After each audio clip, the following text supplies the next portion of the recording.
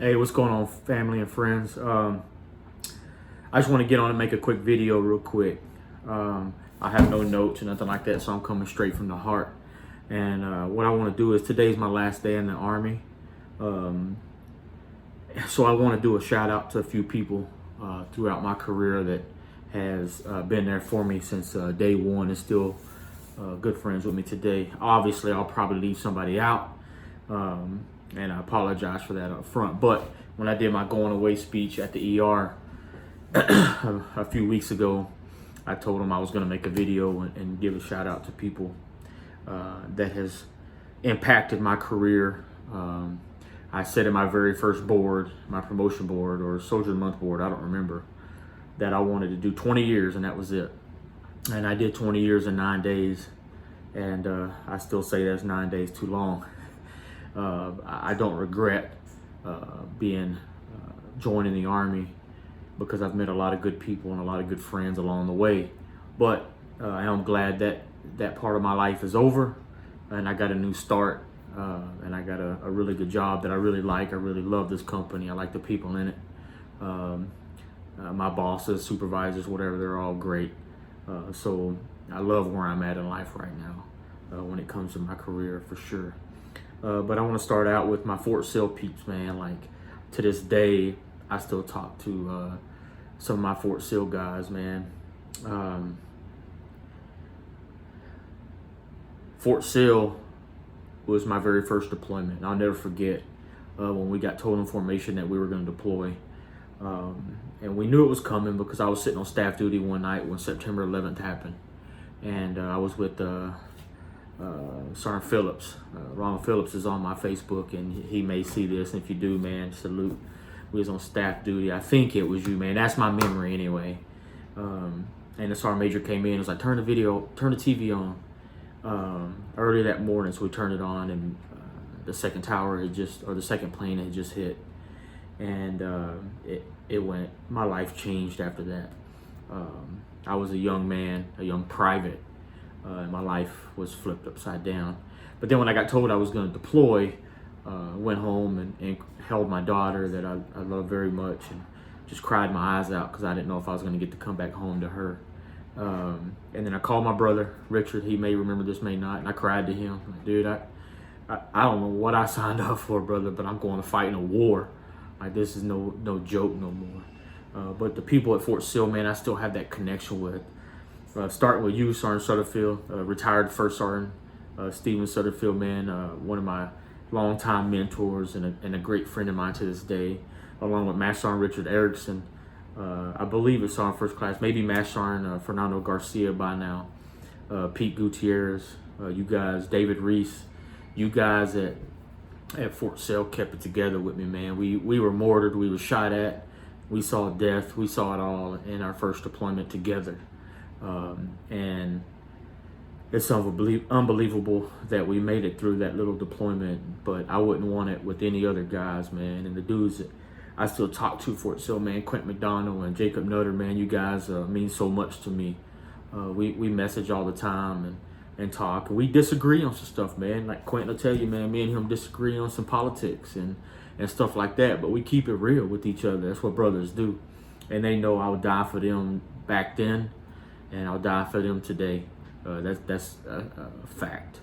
But Fort Sill was pretty special to me. There was a lot of good people that I met there, and that's probably my closest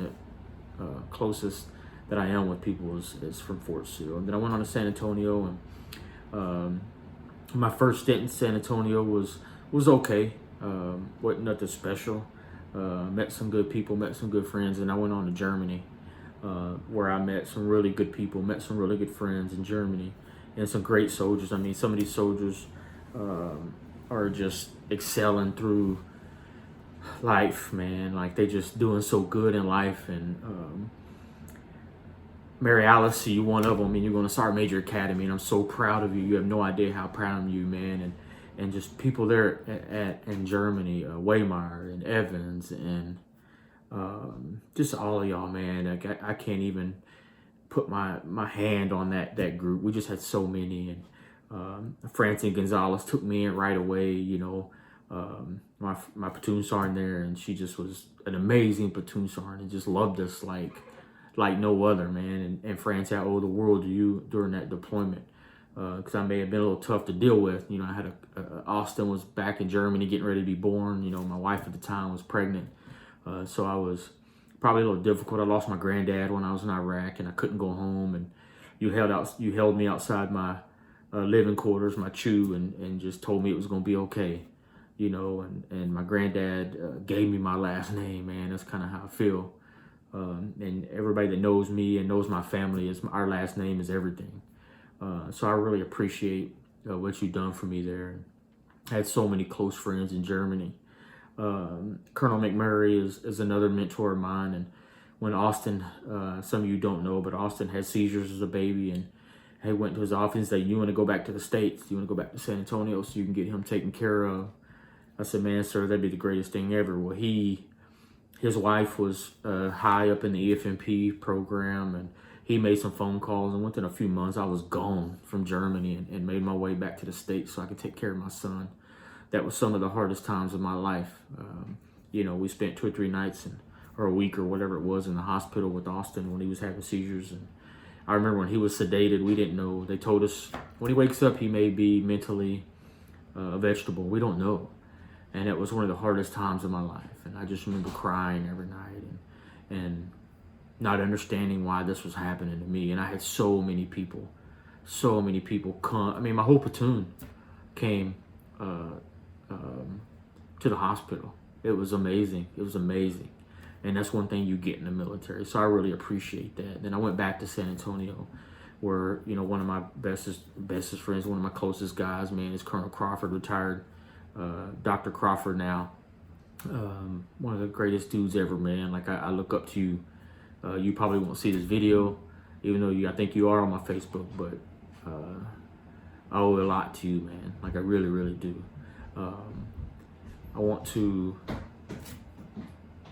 Fort Sam was pretty special back then. And then I remember when I got put on orders to come to Germany. Come to Fort Campbell. I really didn't want to. I didn't want to come to Fort Campbell, and we were supposed to go to Hawaii, but I ended up coming to Fort Campbell. And I got put in 101st, and I became platoon sergeant at 132 Cav, and sky was the limit there, man. I went to air assault school in my late 30s. First sergeant pushed me, man. He knows he pushed me. You know who you are, man. You push me to climb the rope every single day, and I really appreciate that. Julio Garcia was one of my best friends at 132 Cav, and then when it came to voodoo, man, my platoon was top notch. Like Sergeant Valdez and Sergeant Rose and Sergeant Sheldon, and these guys, man. A lot of these guys sent a video from my retirement. I don't know if you saw it or not, but Demetra put me a video together from my retirement and showed it in front of all of her family and my family, and the weekend of our wedding, and it was amazing to see. You know, Buckwitz, man, I'm so proud of you, man, and Romo, I know you got out, but I'm so proud to call you a friend, man.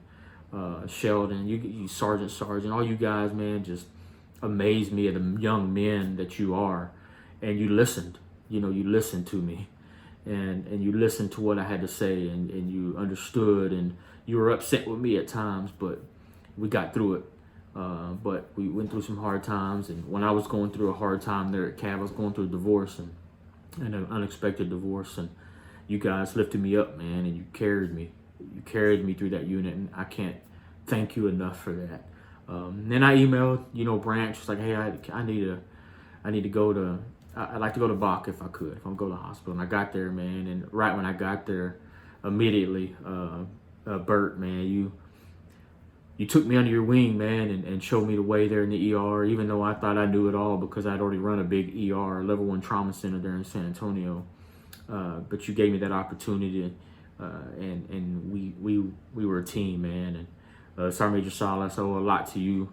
Retired Sergeant Major Salas, I owe a lot to you, man, for letting me go to the ER and take over that place. And it was already a good place, and I just tried to make it great, man. And I can't sit and name all the soldiers there that impacted me, but so many people there worked hard for me.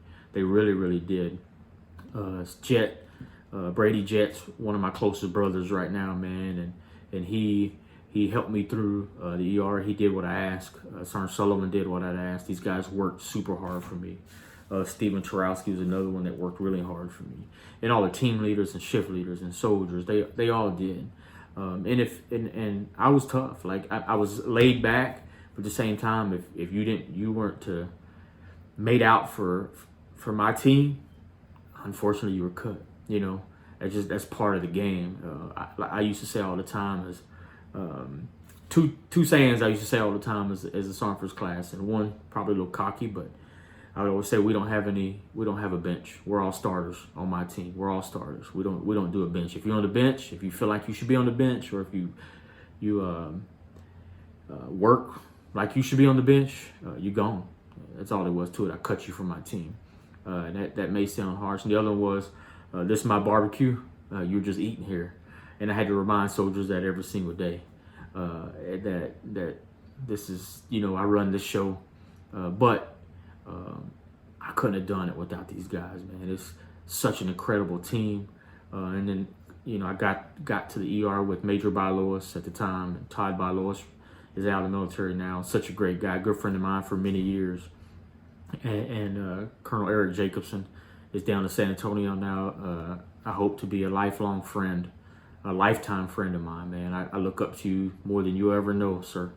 And then last but not least, on Bach is Command Sergeant Major Earl. You allowed me to do what I told you I would do day one when we had a meeting in your office. I told you I wanted to take the ER from being good to great.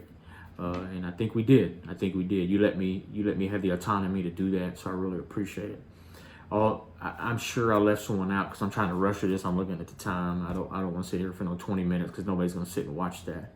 But if we cross paths in the military, whether a good instance or a bad instance, I appreciate you. And then before I go, I'd be remiss to talk about my close friends, not just people that impacted me in the Army, but friends. Waylon Wagner, I die for you today, man. Scott Green, man, I die for you today, brother. Like, your family's my family. Waylon, your family's my family. Moreno, y'all know who you are, man. You guys are top-notch people, top-notch men. I am proud to be your friend. I am proud to be some of your mentor.